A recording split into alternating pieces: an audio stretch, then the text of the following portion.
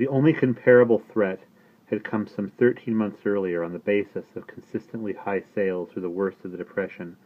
As an agent with the network office of Metropolitan Life, my father had been offered a promotion to assistant manager in charge of agents at the company's office 6 miles west of our house in Union, a town whose only distinction I knew of was a drive-in theater where movies were shown even when it rained, and where the company expected my father and his family to live if he took the job.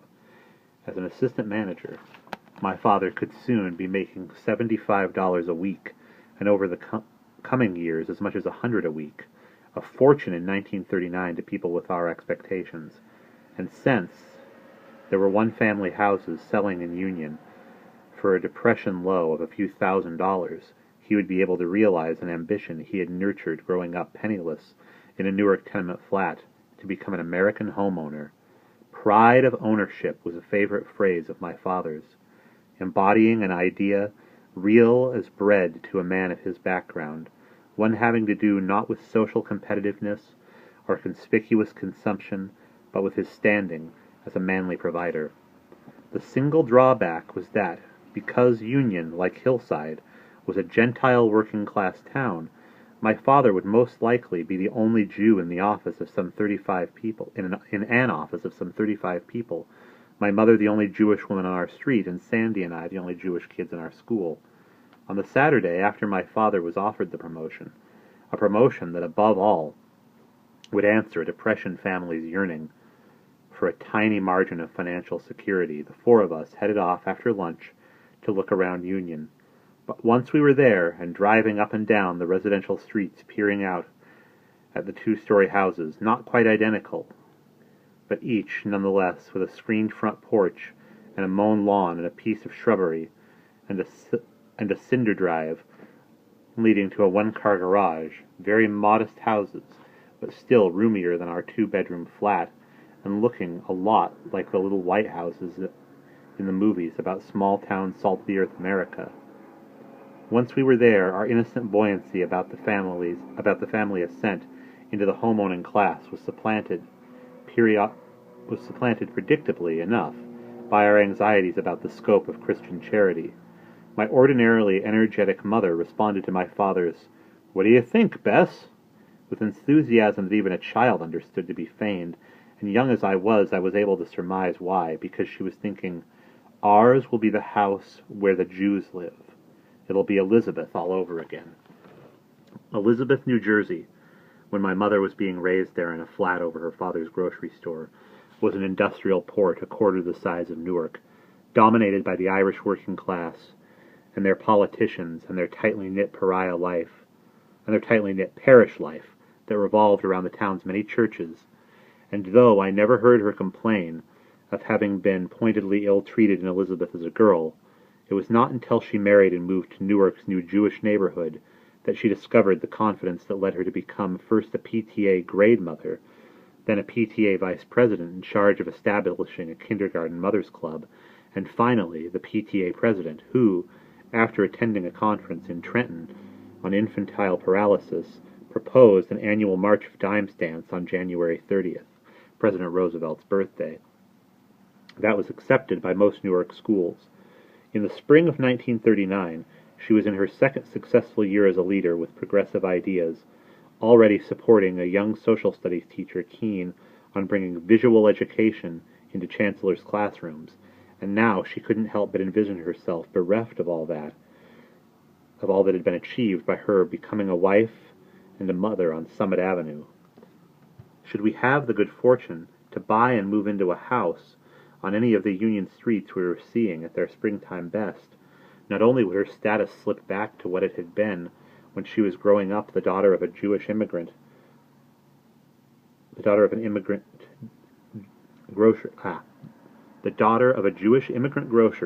in Irish Catholic Elizabeth, but worse than that, Sandy and I would be obliged to relive her own circumscribed youth as a neighborhood outsider. Despite my mother's mood, my father did everything he could to keep up our spirits, remarking on how clean and well-kept everything looked, reminding Sandy and me that living in one of these houses The two of us would no longer have to share a small bedroom and a single closet, and explaining the benefits to be derived from paying off a mortgage rather than paying rent, a lesson in elementary economics that abruptly ended when it was necessary for him to stop the car at a red light beside a park-like drinking establishment dominating one corner of the intersection. There were green picnic tables set out beneath the shade trees, full with foliage. And on this sunny weekend afternoon, there were waiters in braided white coats, moving swiftly about, balancing trays laden with bottles and pitchers and plates, and men of every age gathered at each of the tables, smoking cigarettes and pipes and cigars, and drinking deeply from tall beakers and earthenware mugs. There was music, too, an accordion being played by a stout little man in short pants and high socks, who wore a hat ornamented with a long feather. "Sons of bitches," my father said. "Fascist bastards!" And then the light changed, and we drove on in silence to look at the office building where he was about to get his chance to earn more than $50 a week. It was my brother who, when we went to bed that night, explained why my father had lost control and cursed aloud in front of his children. The homey acre of open merriment, smack in the middle of town, was called a beer garden. The beer garden was something to do with the German-American Bund. The German-American Bund had something to do with Hitler, and Hitler, as I hadn't to be told, had everything to do with persecuting Jews. The intoxicant of anti-Semitism. That's what I came to imagine them all so cheerfully drinking in their beer garden that day.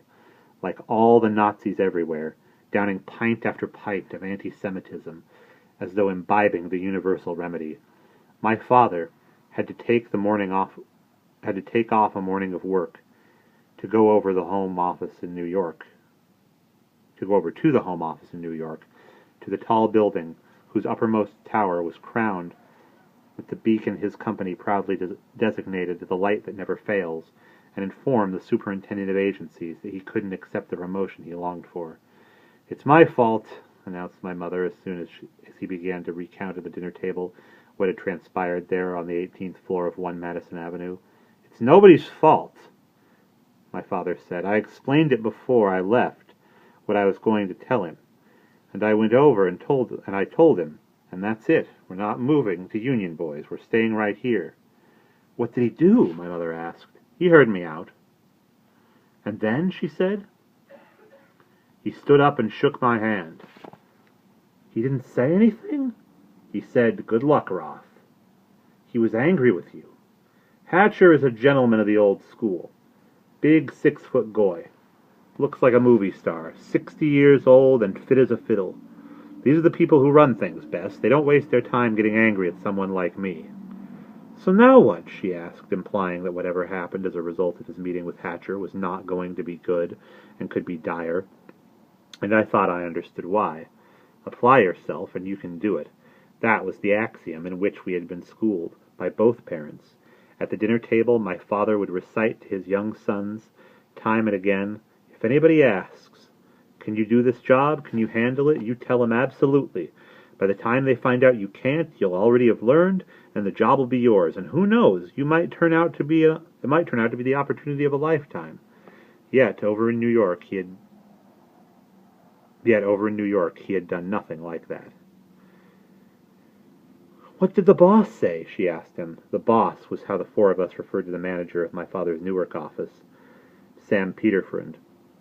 In those days of unadvertised quotas to keep Jewish admissions to a minimum in colleges and professional schools, and of unchallenged discrimination that denied Jews significant promotions in the big corporations, and of rigid restrictions against Jewish membership in thousands of social organizations and communal institutions, Peterfriend was one of the first of a small handful of Jews to achieve a managerial position with Metropolitan Life. "He's going to put you up for it," my mother said. "How must he feel?" Know what he said to me when I got back? Know what he told me about the union office? It's full of drunks. Famous for drunks. Beforehand, he didn't want to influence my decision. He didn't want to stand in my way if this was what I wanted. famous for agents who work 2 hours in the morning and spend the rest of their time in the tavern or worse. And I was supposed to go in there, the new Jew, the big new sheeny boss, the Goyim, are all dying to work for, and I was supposed to go in there and pick them up off the barroom floor.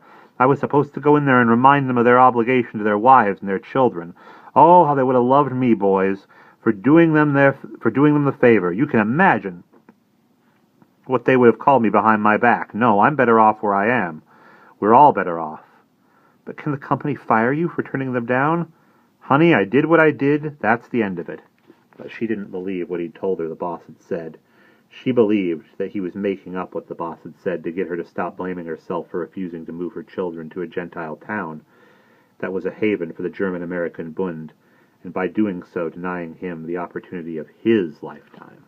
And we'll pause there.